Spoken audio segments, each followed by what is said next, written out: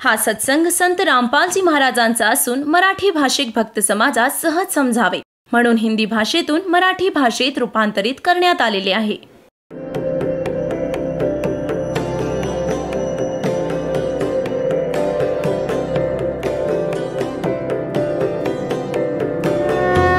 और ज्ञान सब ज्ञान डी कबीर ज्ञान सो ज्ञान और जैसे घोड़ा तोब कायम करता चले मैदान. जगद्गुरु तत्वदर्शी संत रामपालजी महाराजांचे अमृत वचन सर्व पवित्र धर्मांच्या व पवित्र शास्त्रांच्या आधारावर. तर इथे परमात्मा म्हणतायत असंग जन्म तना मरत्या होगे जीवित क्यों ना मरे रे. ये द्वादश मद महल मठ बोरे बोर ना दे धरे रे. दोजक भिस्त सभी ते देखे राजपाट के रसिया और तीन लोग से तरपत नाही यो मन भोगी खसिया. ही मनाची किती वाईट सवय आहे. जर कोणी एखादा सरपंच बनला तर विचार करतो की मी चेअरमन बनतो. चेअरमन बनला तर विचार करतो MLA कधी बनतो. MLA बनल्यानंतर तो आता विचार करतो की जर मी मंत्री बनलो नाही तर मग काय फायदा. मंत्री बनल्यावर म्हणतो की आता मला मुख्यमंत्री बनलं पाहिजे चौधरींसारखं. आणि मुख्यमंत्री झाल्यावर त्याला वाटतं की पंतप्रधान झाल्याशिवाय माझा जय जयकार होणार नाही आणि तेवढ्यात तिकीट कापलं गेलं तर गधामंत्री बनेल तो किंवा कुत्रा मंत्री बनेल आणि फेरफटका मारेल. आता परमात्म्याने सांगितले की जे काम करायचं आहे त्याच्या आसपास पण कोणी नाही. म्हणतात दोजक भिस्त सभी ते देखे राजपाट के रसिया और तीन लोग से तरपत नाही ये मन भोगी खसिया. मग इथे निष्कर्ष देतात शेवटच्या 4 ओळींमध्ये के सतगुरु मिले तो इच्छा भेटे. म्हणजे कोणी परमसंत मिळाला तर हा काळाच्या पंखांना छाटून टाकेल हा बकवास करतोय. सतगुरु मिले तो इच्छा मेटे पद मिल पदे समाना और चल हंसा उस लोक पठाऊं जो आदि अमर अस्थाना. म्हणतात गुरु मिले तो इच्छा मेटे पद मिल पदे समाना. गीतेच्या अध्याय 15च्या श्लोक 4 मध्ये म्हटले की तत्वदर्शी संतांच्या प्राप्तीच्या नंतर परमेश्वराच्या त्या परमपदाचा शोध घेतला पाहिजे जिथे गेल्यावर साधक परत फिरून संसारात कधीच येत नाही. तर ही जी संतांची अमरवाणी आहे हा सूक्ष्मवेद आहे आणि याला समजणं हे लहान मुलांचं काम नव्हतं. ह्या दासावर कृपा केली परमपिता परमेश्वर कबीरदास साहेबजींनी. तेव्हा त्या गूढ रहस्यांचं ज्ञान ह्या दासाच्या हृदयात भरलं. इथे पद मिल पदे समाना 2 पदं आहेत. ह्या दोन्हींचे इथे अर्थ कसे आहेत. पदचा अर्थ आहे पद्धती. वे ऑफ वर्शिप पूजेची पद्धती बरोबर मिळाली आणि मग ते पद समाना आणि मग ते पद मिळो अमरपद जिथे गेल्यावर परत फिरून येत नाही. म्हणजे योग्य पद्धती मिळावी भक्तीची विधी आणि मग ते परमपद प्राप्त व्हावं. म्हणतात सतगुरु मिले तो इच्छा मेटे पद मिल पदे समाना और चल हंसा उस लोक पठाऊं जो आद्य अमर अस्थाना. आता तिथे काय सुख है. 4 मुक्ती जा चंपी करती माया होरी दासी दास गरीब अभय पद पर से वो मिले राम अविनाशी.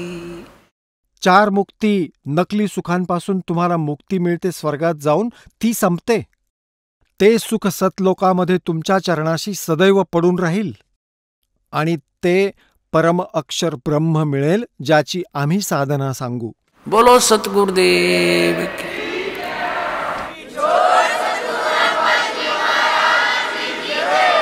त्या साखरेचं पोतं मिळेल तुम्हाला तिथे त्या सतलोकामध्ये. बोलो सतगुरुदेव.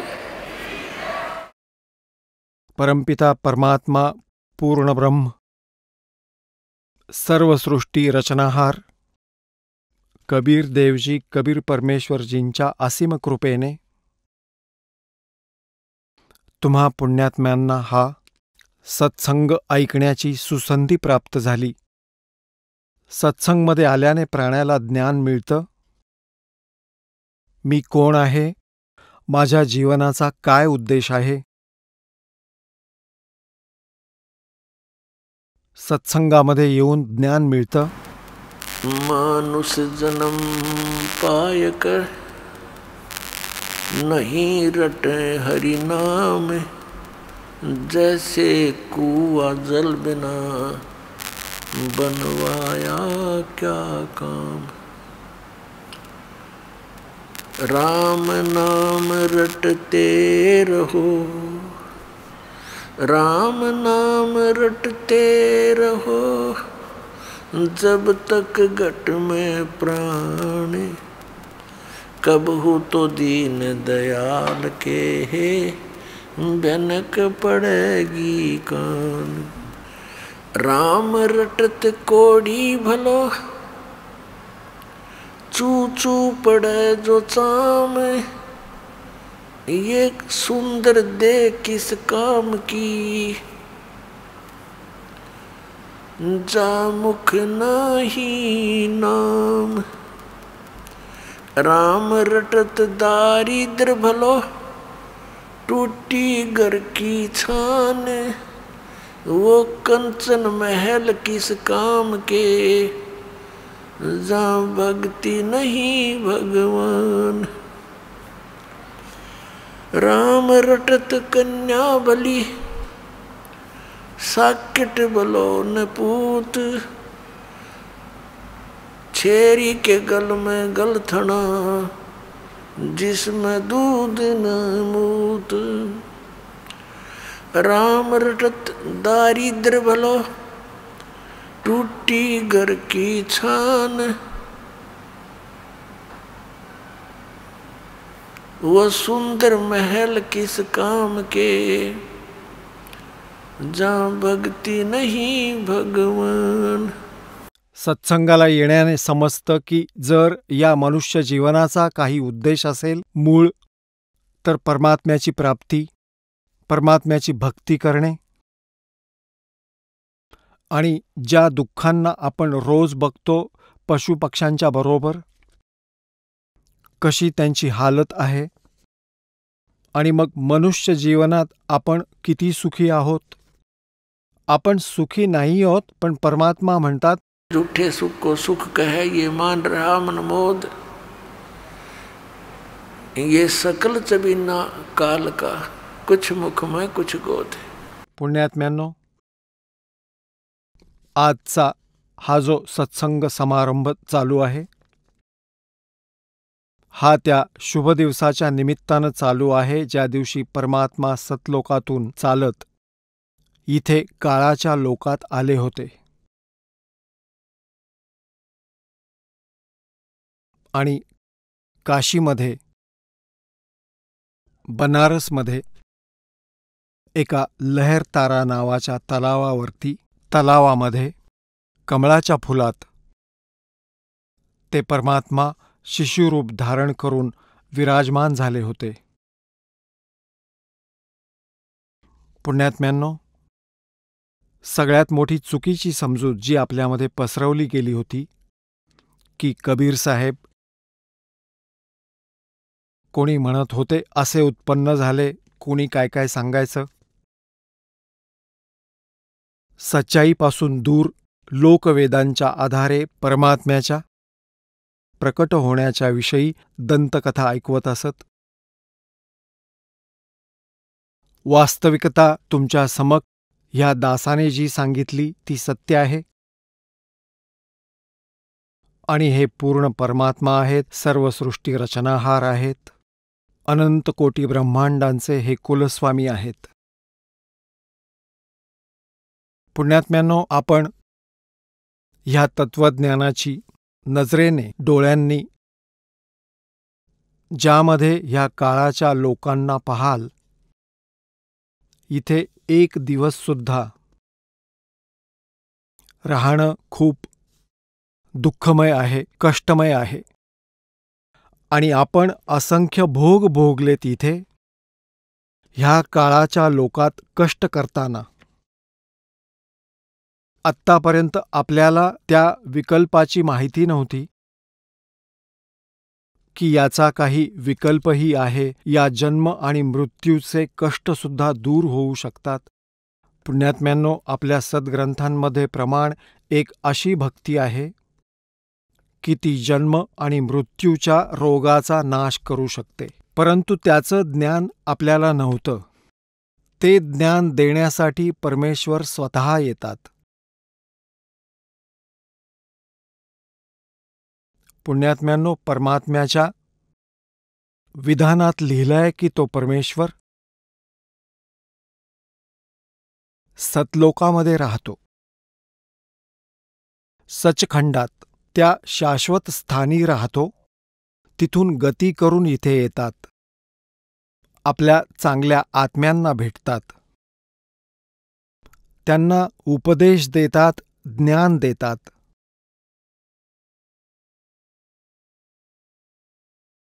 आणि मग त्यांचे प्रिय आत्मे, चांगले आत्मे ज्यांना येऊन परमात्मा सरळ भेटतात, ते मग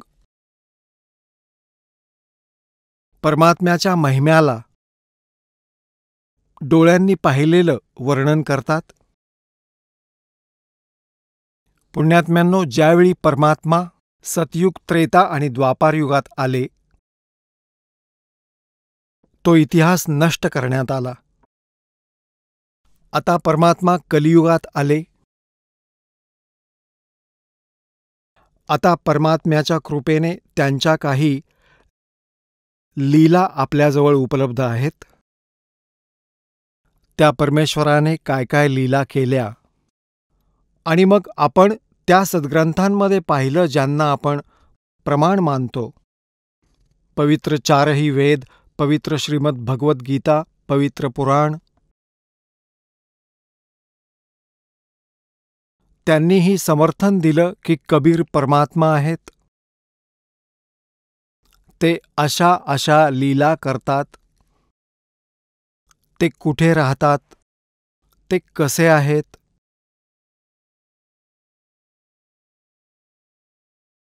पुण्यात्म्यांनो, आत्तापर्यंत जितकेही संत आणि पंथ, मंडलेश्वर, आचार्य, शंकराचार्य, हे सगळे, मग ते हिंदू धर्माचे असोत किंवा मुसलमान धर्माचे असोत किंवा ईसाई धर्माचे असोत किंवा शीख धर्माचे असोत, सगळ्यांनीच परमात्म्याला निराकार ठरवलं आहे.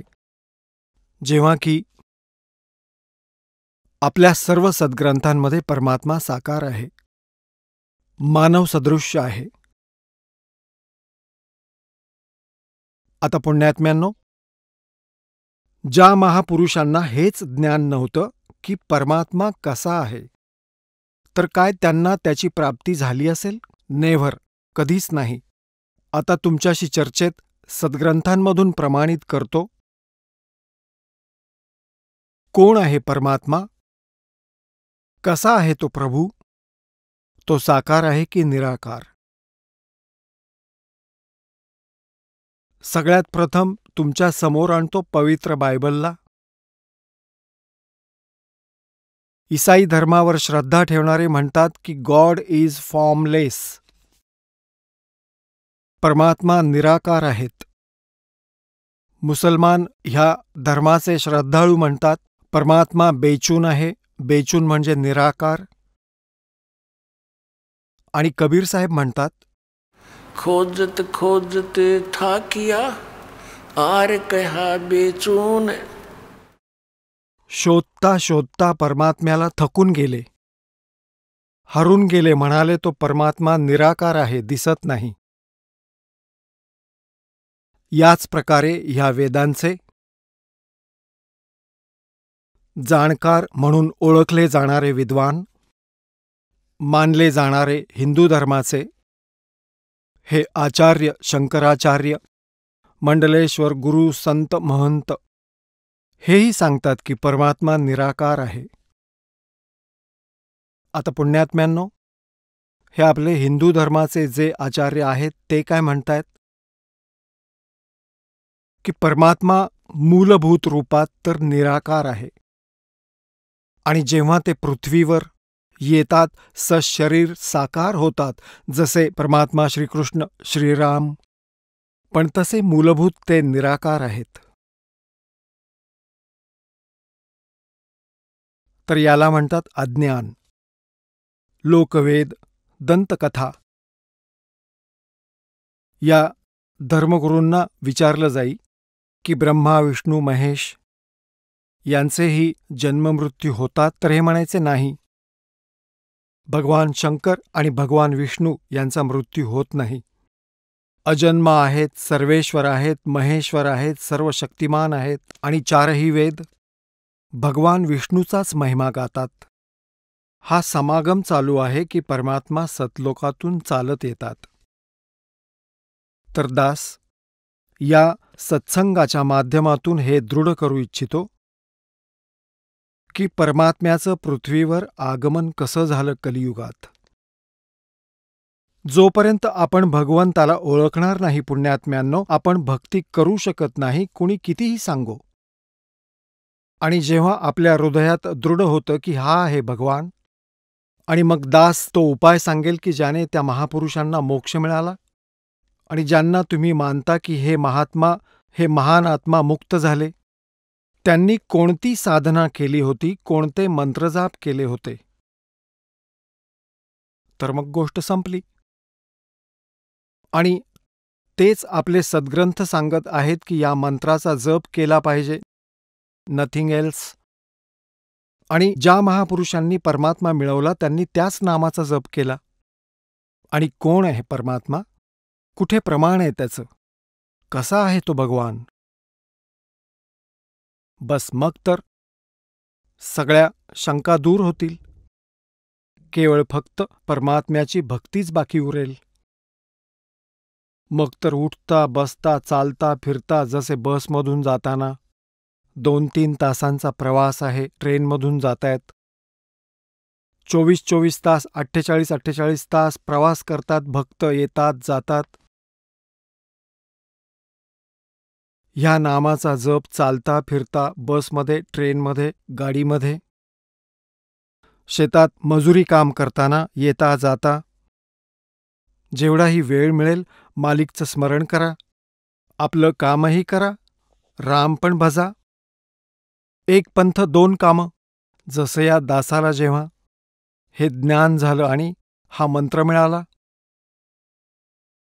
जसं कधी बसमधून जायचं असेल चंदीगड साईडला, रोहतकपासून चंदीगडपर्यंत 4 तास लागतात कमीत कमी. बसले बसच्या सीटवर, आपलं माथा डोकं पुढील दांड्यावर टेकवून, समोरच्या दांड्यावर आपलं डोकं, मंत्र म्हणत जातात, दुसऱ्याशी गप्पा नाहीत. आधी जेव्हा नाम घेतलं नव्हतं तेव्हा त्यांना गप्पा मारायची इच्छा होई. शेजाऱ्याला विचारायचे, कुठून आलास, कुठे चाललास, काय करतोस. हे सारं बंद झालं का उगीच वेळ वाया घालवायचा. आणि तिथपर्यंत स्मरण करत जात. आणि ना त्यात तर काही कामही करू शकत नाही, ना कोणतीही बाधा येऊ शकत होती, तर प्रवासही चांगला होई. परमात्मा रक्षण करी, आपलं पण रक्षण करी आणि बाकी सहयात्रींचंही रक्षण करी. त्या पुण्यात्म्याच्या कारणाने खूपशा दुर्घटनांमधून बचाव होईल. तर भगवानाची भक्ती अशी करायची आहे. हा हठयोग करणं हे कोणत्याच सद्ग्रंथांमध्ये प्रमाणित नाहीये आणि ना कोणत्याही महापुरुषाच्या चरित्रात हे कान बंद करून हट करून करायचंय हे कुठेच नाहीये. हे तर मनमानी आचरण आहे. आता परत तुम्हाला थोडी आठवण करून देतो, कारण पुण्यात्म्यांनो, हा सत्संग जो आहे हे एक सामूहिक शिक्षण केंद्र समजा, सामूहिक शिक्षण केंद्र. तर पुण्यात्म्यांनो, परमात्म्याची माहिती तुम्हाला जेव्हा पूर्ण रूपाने होईल तेव्हा तुम्ही चालता फिरता उठता बसता परमात्म्याची भक्ती कराल. पुण्यात्म्यांनो, परमेश्वराने येऊन आपल्याला हे ज्ञान दिलं, अद्भुत ज्ञान दिलं. आणि काय सांगितलं की आपण मनुष्य जीवन मिळवूनही परमेश्वराची भक्ती करत नसाल तर आपलं जीवन असं आहे जसं मनुष्य जीवन पाकर जो नहीं रटे हरि नाम, और जैसे कुआ जल बिना फिर बनवाया क्या काम. त्यासाठी काय सांगतायत परमात्मा? भाई और बात तेरे काम न आवे, संतों शरण लाग रे। के सोवे गफलत में बंदे, जाग जाग नर जाग रे, जाग जाग नर जाग रे। और बात तेरे काम न आवे, संतों शरण लाग रे। के सोवे गफलत में बंदे, जाग नर जाग रे, जाग जाग नर जाग रे। उठ सवेरे उकावर लिया, के जाग्या नर भाग रे। उठ सवेरे हुक्का भर लिया, के जाग्या नर भाग रे।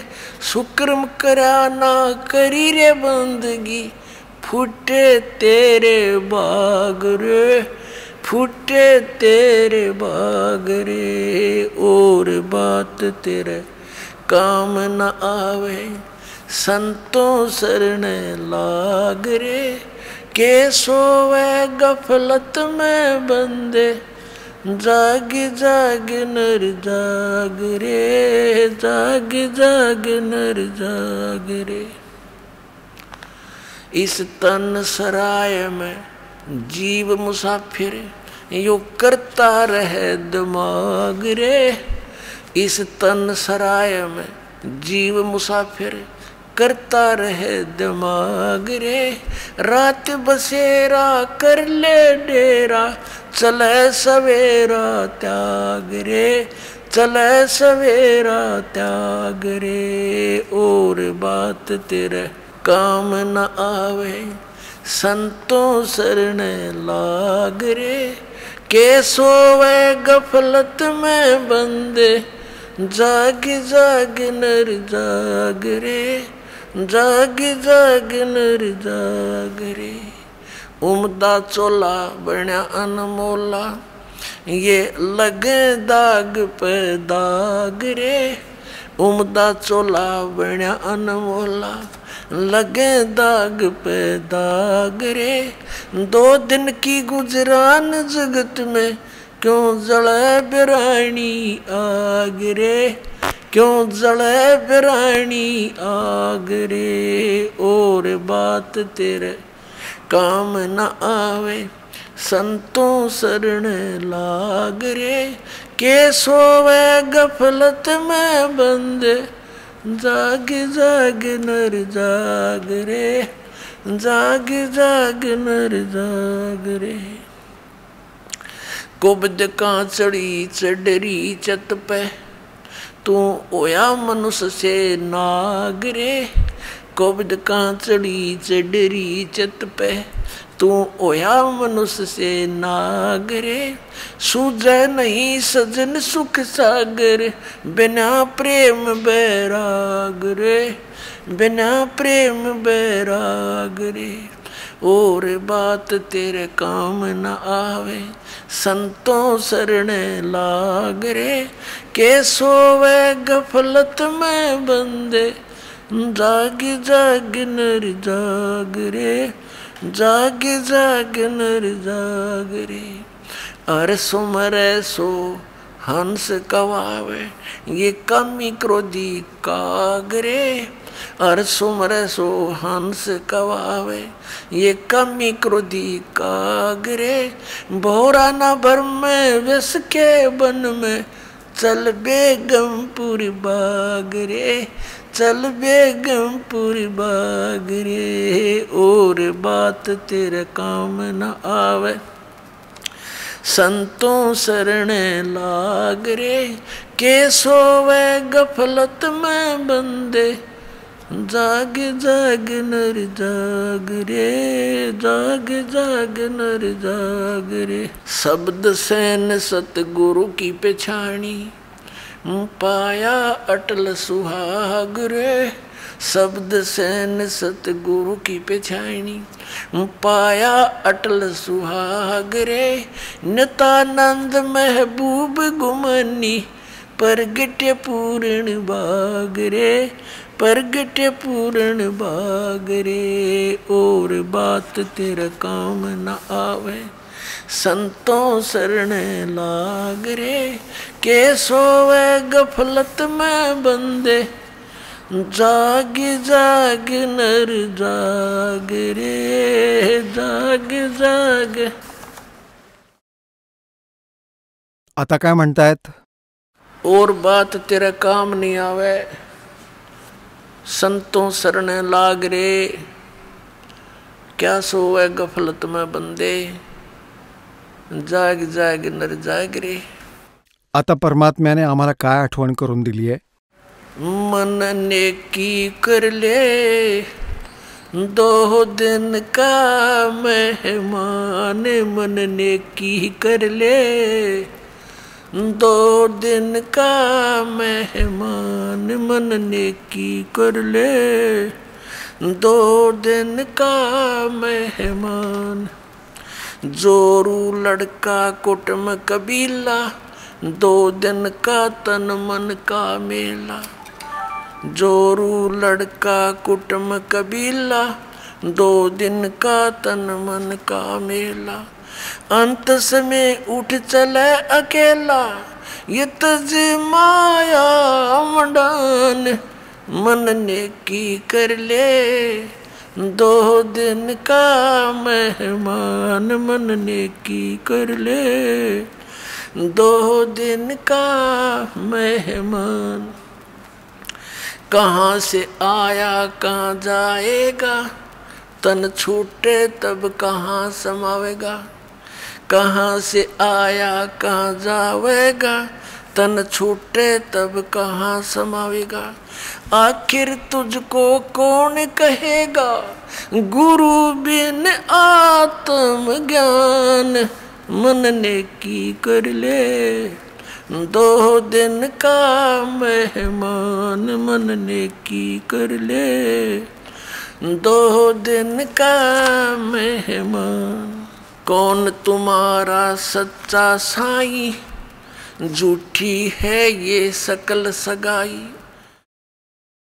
परमात्मा म्हणतायत ही नाती गोती ही पूर्ण अस्थायी आहेत.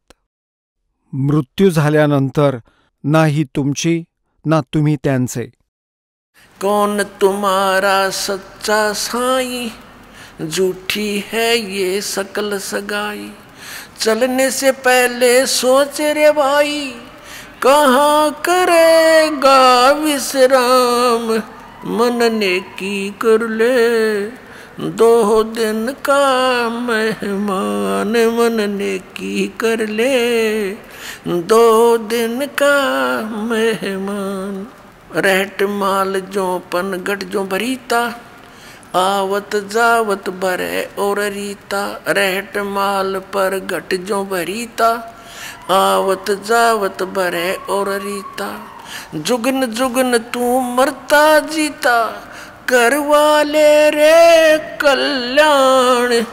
मन नेकी कर ले, 2 दिन का मेहमान। मन नेकी कर ले, 2 दिन का मेहमान। 184 की सह तरासा, ऊंच नीच घर लेता बासा। 184 की सह तरासा, ऊंच नीच घर लेता बासा। कह कबीर सब मिटाऊं रसा, कर मेरी पहचान। मन नेकी कर ले, 2 दिन का मेहमान। मन नेकी कर ले, 2 दिन का मेहमान। मन नेकी कर ले।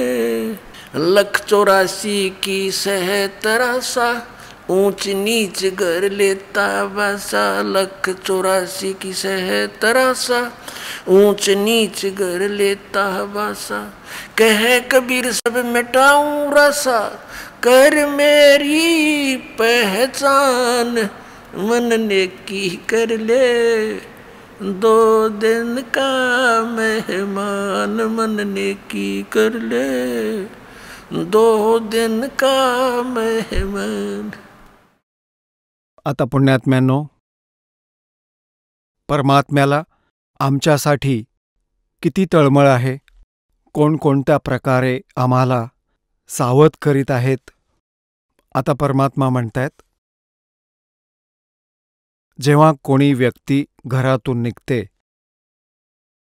यात्रेसाठी, तेव्हा सगळ्यात प्रथम हा विचार करते की उद्या रात्री माझी कुठे विश्रांती असणार आहे, कुठल्या प्लॅटफॉर्मवर थांबू की एखादी खोली भाड्याने घेऊ, धर्मशाळेत की हॉटेलमध्ये, कुठे जाऊ की एखाद्या नातेवाईकाकडे एक टार्गेट ठरवून तो निघतो. परमात्मा म्हणतात, जेव्हा तू संसार सोडून जातोस याची तुला अजिबात चिंता वाटत नाही की इथून निघाल्यानंतर तुझा मुक्काम कुठे असेल, कमीत कमी तुझं मुक्कामाचं ठिकाण तर ठरवून घे. तर काय सांगतायत, कुठून आलास तू, कुठे जाणार, आणि हे शरीर सोडावं लागेल तेव्हा तू कशाचा आश्रय घेशील. आखिर तुझको कौन कहेगा गुरु बिन आत्मज्ञान, मन नेकी कर ले 2 दिन का मेहमान, मन नेकी कर ले 2 दिन का मेहमान. आता पुण्यात्म्यांनो, आमचे किती चांगले भाऊ आहेत, बहिणी आहेत, कुणी नातेवाईक रिश्तेदार आहेत, वा कुणी मित्र आहेत, जे आम्हाला फक्त सांसारिक क्रियांचं ज्ञान देऊ शकतात, ही माया जोडण्याचं ट्रेनिंग देऊ शकतात. परंतु परमात्मा म्हणतात, आखिर तुझको कौन कहेगा गुरु बिन आत्मज्ञान, की गुरुशिवाय तुला कोण सांगेल की तू कोण आहेस, कुठून आला होतास, आणि या झंझटीतून तुझी सुटका कशी होईल. मग काय सांगतायत कि 1,84 की सहतरासा और ऊंच नीच घर लेता बासा. आज कोणी ब्राह्मण कुळात जन्मला, पुढच्या जन्मी तो मनमाने कोणा वाल्मिकीच्या कुळात जन्म घेईल. आज कोणी हिंदू आहे, पुढील जन्मी एखाद्या मुसलमानाच्या घरात जन्माला येईल. आज ब्राह्मण म्हणून जन्मलेला विचार करतो की माझ्या एवढा उच्च कोणी नाही, पुढच्या जन्मी तोच कदाचित पशुयोनीत फिरत असेल. तर इथे परमात्मा म्हणतायत की कै कबीर सब मिटाऊं रासा, म्हणजे तुझं सर्व झंझट संपवून टाकेन, तू कर मेरी पहचान. फक्त मला जाणून घे की हु इज गॉड. आता परमात्म्याने काय सांगितलंय, नाम सुमर ले सुकर्म कर ले, कौन जाने कल की खबर नहीं पल की. नाम सुमर ले सुकर्म कर ले, कौन जाने कल की खबर नहीं पल की.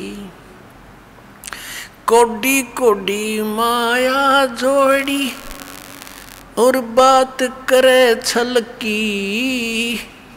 कोडी कोडी माया जोड़ी बात करे छल की. पाप पुण्य की या बंधी पोटरिया कैसे हो हल्की. पाप पुण्य की या बांधली पोटरिया कैसे हो हल्की. नाम सुमर ले सुकर्म कर ले, कौन जाने कल की खबर नहीं पल की. नाम सुमर ले सुकर्म कर ले, कौन जाने कल की खबर नहीं पल की. मात पिता तेरा परिवार भाई बंधु ये तरिया मतलब की.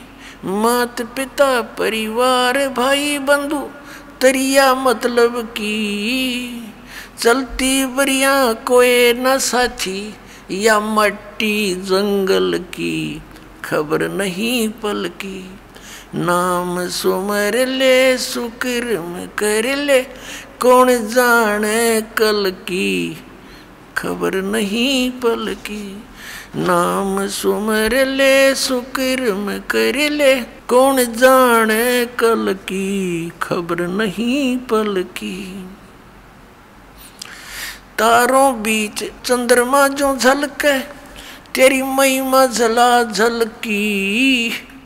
जसं आज कोणी एखाद्या चांगल्या पदावर आहे, कुणी मंत्री झाला आहे, कुणी मुख्यमंत्री बनला आहे, तर सर्व अन्य प्राण्यांमध्ये आज तुझा मान जास्त आहे आणि सद्भक्ती केली नाहीस तर मग कशी दुर्गती होईल? तारों बीच चंद्रमा जो झलके, तेरी महिमा झला झलकी। बने कुकरा बिष्टा खावे, अब बात करे बल की खबर नहीं पल की। नाम सुमर ले सुकर्म कर ले, कौन जाने कल की खबर नहीं पल की।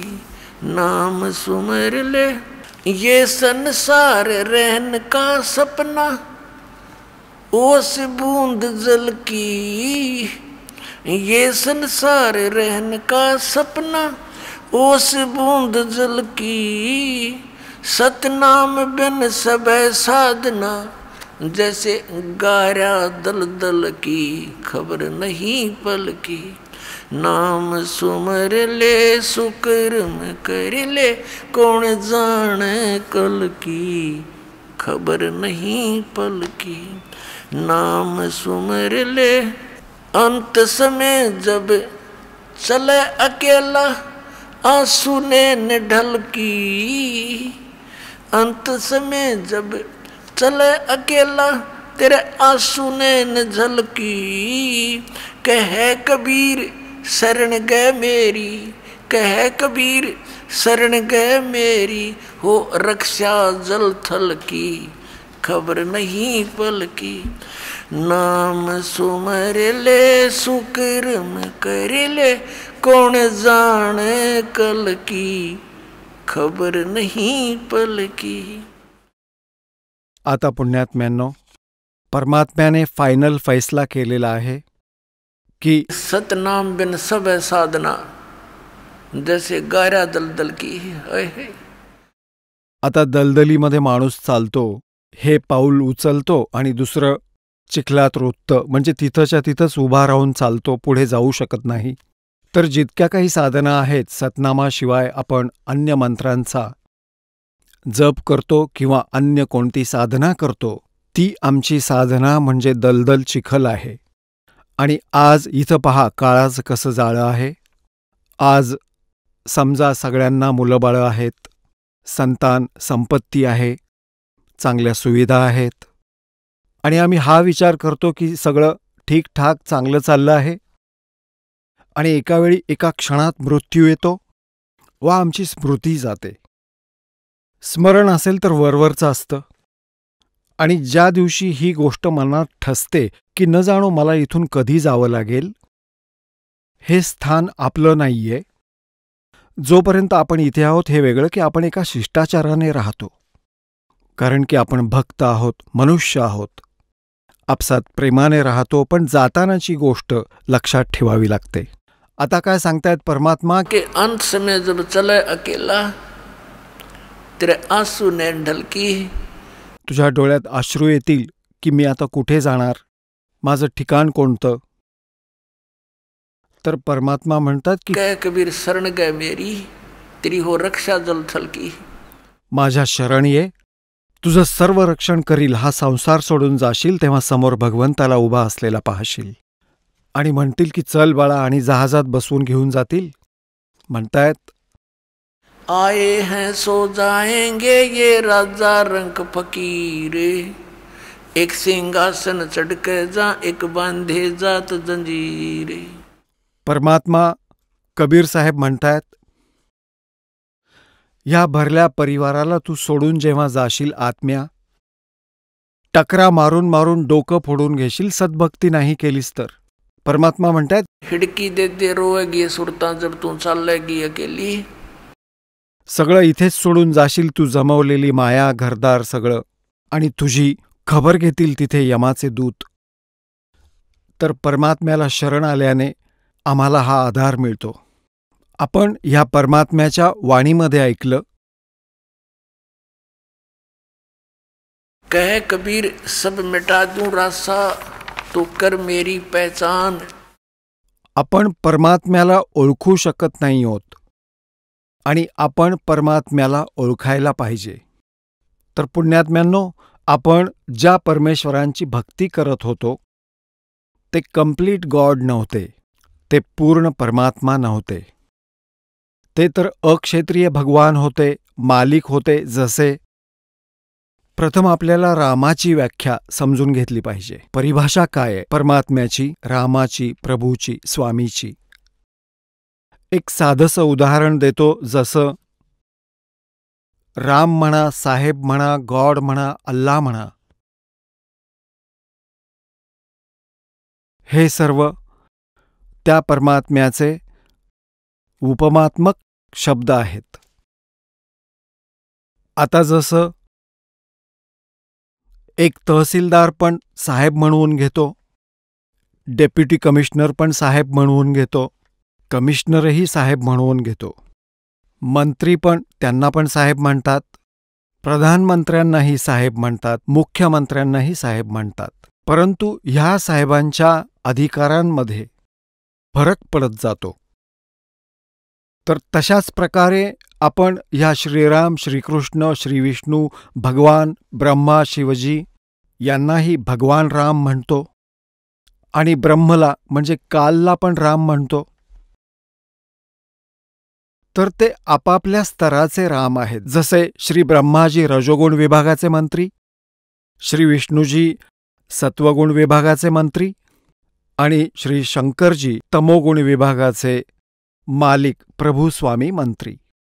जसं एका प्रांतामध्ये एक मुख्यमंत्री असतो, त्याचे सहकारी अन्य मंत्री असतात, तसंच काल भगवान एका ब्रह्मांडात मुख्यमंत्र्यांचा रोल करतो आहे आणि त्याचे 3ही पुत्र हे एकेका विभागाचे मंत्री आहेत आणि यांचं प्रभुत्व केवळ पृथ्वीलोक, स्वर्गलोक आणि पाताळ लोकातील प्राणीमात्रांवर आहे. आणि यांचं काम काय आहे, यांचा विभाग काय आहे? श्री ब्रह्माजींच्या रजोगुण कारणामुळे सर्व प्राणी संतान निर्मिती करतात. श्री ब्रह्माजींच्या शरीरातून अशी रेंज निघते की असे रेज निघतात, किरणे निघतात सूक्ष्म, ती आम्हा सर्व प्राण्यांना, जिथपर्यंत यांची रेंज आहे 3 लोकांमध्ये, स्वर्गलोक, पृथ्वीलोक आणि पाताळलोक, ह्या सर्व प्राण्यांना प्रभावित करते. कशी प्रभावित करते? तसं तर मूळ रूपात आपल्या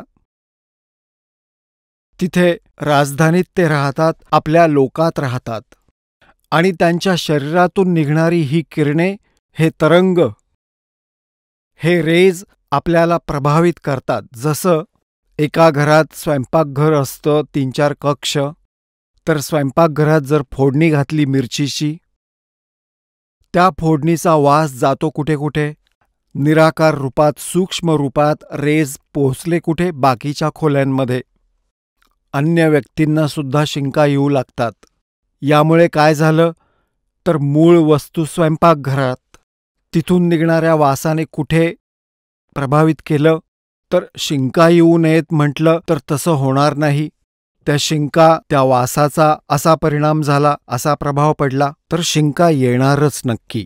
तसंच ब्रह्माजींच्या शरीरामधून निघणाऱ्या रेजमुळे मुंगीपासून हत्ती, रंकापासून राजा हे स्वाभाविक प्रभावित आहेत. सर्व प्राणी संतान उत्पत्ती करतात, हे जीवाचं काम नाही.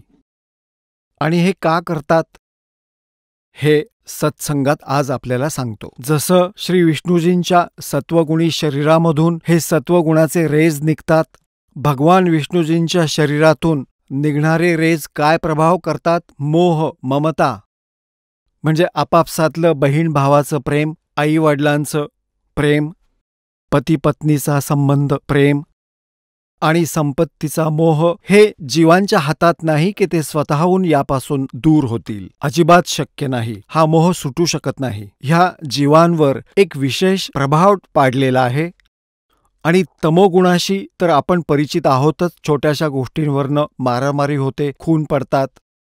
तर अशा प्रकारे आपण या तीनही भगवानांच्या मुळे प्रभावित आहोत. याचं कारण काय आहे? ह्या काल भगवानाला, ज्याला ब्रह्म म्हटलं जातं, हा 1,00,000 मानव शरीरधारी प्राण्यांचा नित्य आहार करतो आणि 1,25,00,000ची उत्पत्ती करतो आणि त्यासाठी तीनही पुत्रांना सेवा दिलीये, याने ड्युटी वाटून दिलीये.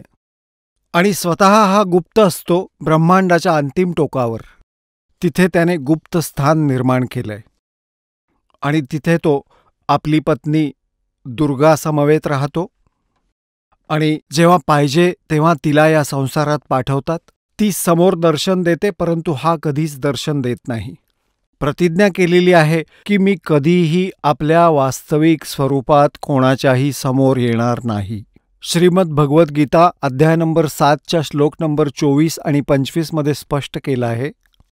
श्रीकृष्णामध्ये प्रवेश करून हा बोलत आहे की हा मूर्ख जनसमुदाय मला कृष्ण मानत असेल, व्यक्तिरूपात आलेलो आहे असं मानतात. मी कृष्ण नाही, मी आपल्या योगमायेने लपलेला असतो, मी कधी कोणासमोर येत नाही. हा माझा अटळ आणि वाईट म्हणजे खराब नियम आहे. आता जर पिता आपल्या मुलांपासून दूर राहत असेल तर काही ना काही दोष असतो. तर हा दोष आहे याच्यात. 1,00,000 मानव शरीरधारी प्राण्यांचा हा नित्य आहार करतो आणि 1,25,00,000ची उत्पत्ती करतो. आता पुण्यात्म्यांनो, आधी तर आपल्याला छोटीशी एक सृष्टी रचनेची माहिती देतो आणि त्यानंतर मग आपल्याला परमात्म्याविषयी माहिती देतो. परमात्म्याची ओळख सांगतो. आता सृष्टी रचना परमेश्वराने स्वतः येऊन यथार्थ सांगितली आहे. 4ही वेद हीच ग्वाही देतात की परमात्माच आपल्याद्वारा रचलेल्या सृष्टीविषयी ठीक ठीक सांगू शकतात, विस्ताराने सांगू शकतात. तर पुण्यात्म्यांनो, 600 वर्षांपूर्वी परमात्म्याने येऊन सांगितलं होतं, कारण की परमात्म्याच्या गुणांमध्ये लिहिलं आहे की तो भगवान सतलोकात राहतो, तिथून वेगाने येतो, आपल्या प्रिय आत्म्यांना भेटतो.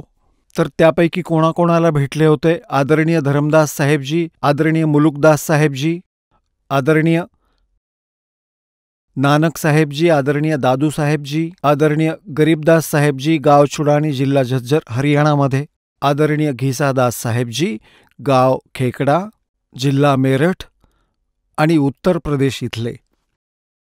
धरमदास साहेबजी यांनी विचारलं होतं परमेश्वराला, हे परमात्मा, आम्ही काय कारणाने या काळाच्या जाळ्यात फसलेलो आहोत आणि ही सृष्टी रचना कशी केलीत परमात्मा आपण? तर परमात्म्याने काय सांगितलं होतं? धर्मदास ये जग बोराना, कोई न जाने पद निर्वाणा, यही कारण मैं कथा पसारा, जग से कहिए एक राम नियारा. आता पुण्यात्म्यांनो, परमात्म्याने स्वतःला गुप्त ठेवून आपल्याद्वारे रचलेल्या सृष्टीचं ज्ञान करून दिलं, कारण आम्ही ह्या अज्ञानी संतांद्वारा भ्रमित केलेले हे समजतो की परमात्मा निराकार आहे. आणि जर कोणी श्रीराम किंवा श्रीकृष्ण यांच्या व्यतिरिक्त कोणी म्हणत असेल की मी भगवान आहे, आम्हाला ते मान्य नाही, असं होतं. आणि याच प्रकारे मुसलमान धर्मामध्ये कोणी हे म्हणेल की हजरत महम्मद नंतर कोणी म्हणेल की खुदा का रसूल मी आहे, तर कोणी मानणार नाही.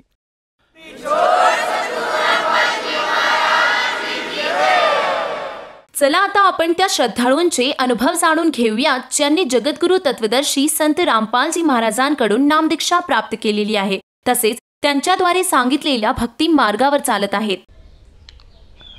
नमस्कार. नमस्कार जी. आपलं नाव? व्यंकटेश पारधी. आपण कुठून आलात? ग्राम फुटाणा, तहसील देवरी, जिल्हा गोंदिया, महाराष्ट्र. आपण काय व्यवसाय करत आहात? शेतीचा व्यवसाय करतो. संत रामपालजी महाराजांची गुरुदीक्षा आपण कधी घेतली? 15/2/2016 मी संत रामपालजी महाराज यांच्याकडून गुरुदीक्षा घेतली.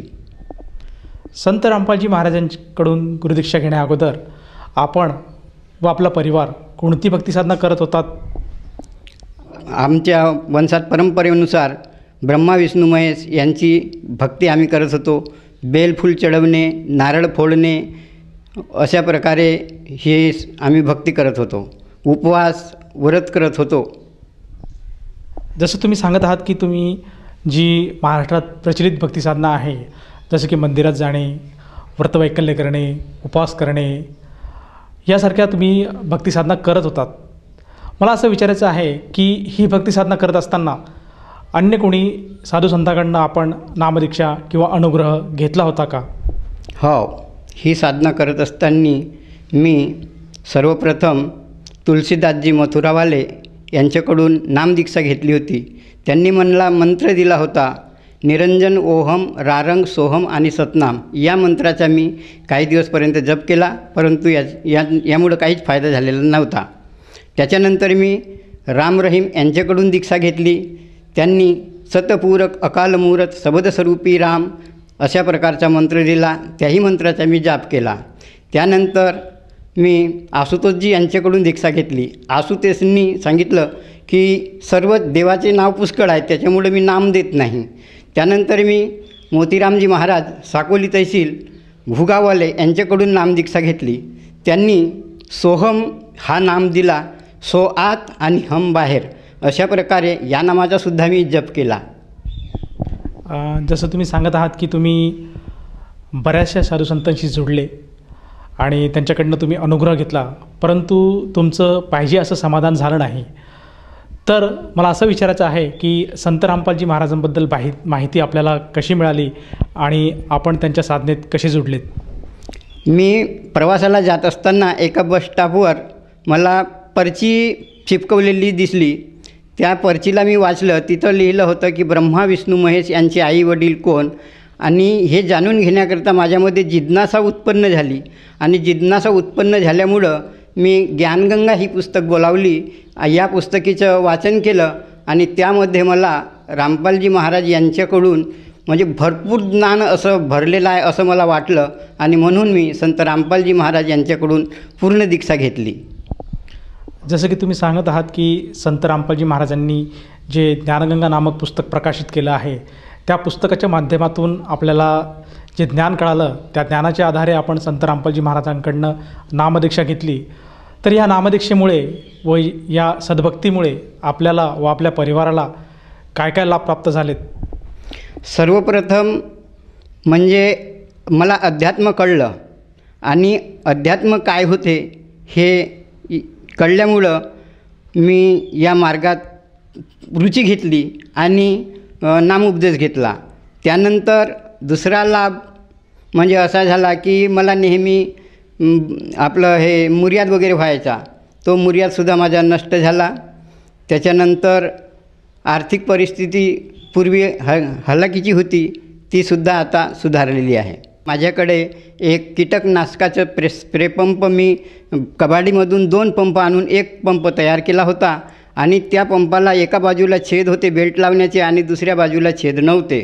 तर तो पंप मी वनस्पती मारण्याकरता म्हणून सेपरेट वेगळा ठेवीन असं मला वाटलं, परंतु एका व्यक्तीनं तो पंप पाहिला आणि त्यांनी हट्ट धरला की हा पंप मला पाहिजे. म्हणून मग मी विचारात पडलो की मी माझ्याकरता हा पंप तयार केला आणि मी याला हा पंप कसा देऊ.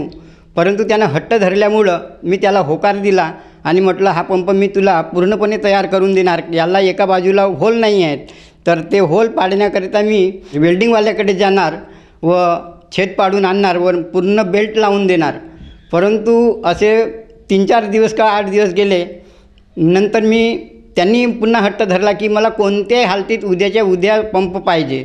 त्यानंतर मी त्या पंपाची काळजी घेतली आणि पाहिलं तर त्याला पूर्ण म्हणजे दुसऱ्याही बाजूला 2 छेदं मला पडलेली मिळाली.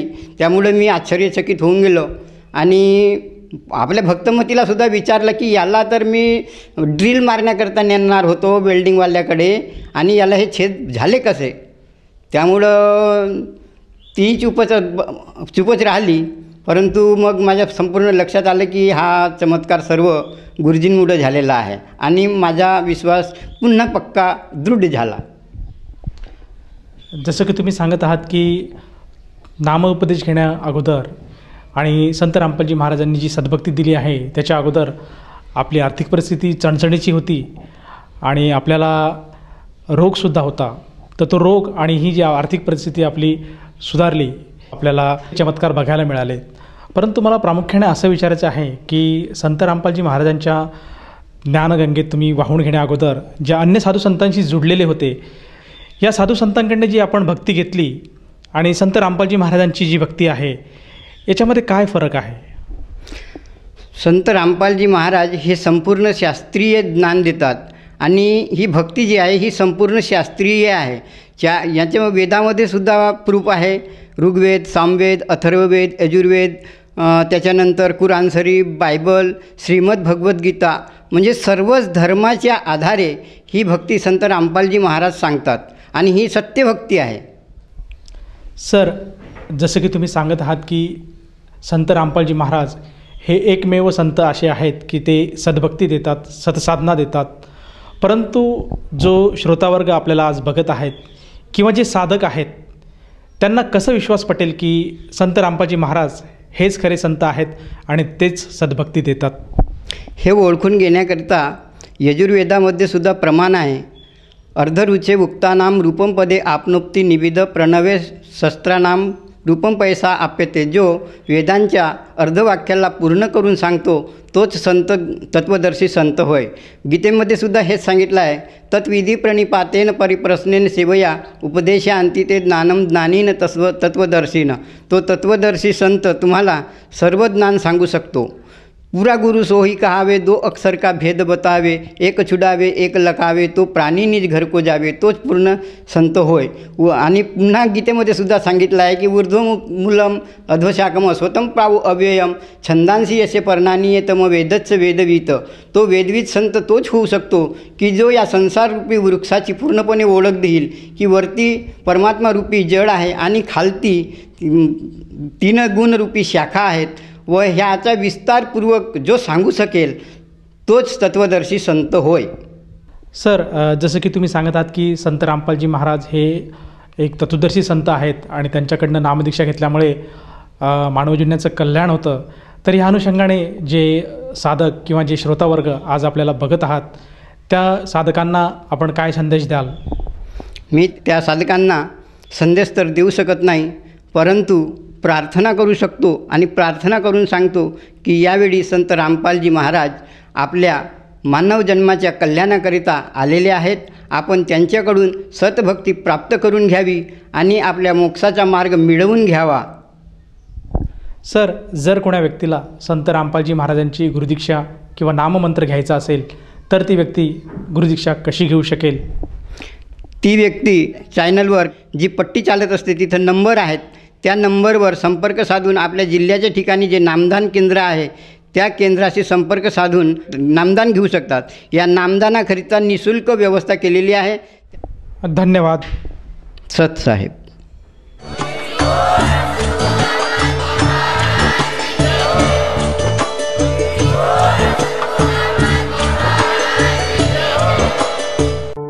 आपण ऐकत होता जगद्गुरु तत्वदर्शी संत रामपालजी महाराजांचे मंगल प्रवचन. निःशुल्क नामदीक्षा प्राप्त करण्यासाठी आणि अधिक माहितीसाठी संपर्क करा 7030303951 7030303952. आमची वेबसाईट आहे www.jagadgururampalji.org. सर्व पवित्र धर्मांच्या पवित्र शास्त्रांवर आधारित प्रमाणित अनमोल पुस्तक ज्ञानगंगा किंवा जगण्याचा मार्ग यापैकी कोणतेही एक पुस्तक निःशुल्क मागविण्यासाठी आम्हाला आपले पूर्ण नाव, पूर्ण पत्ता, पिनकोड सहित आणि फोन नंबर लिहून 7030303951 7030303952 या नंबरावर SMS करू शकता किंवा आम्हाला 7030303950 या नंबरावर WhatsApp देखील करू शकता.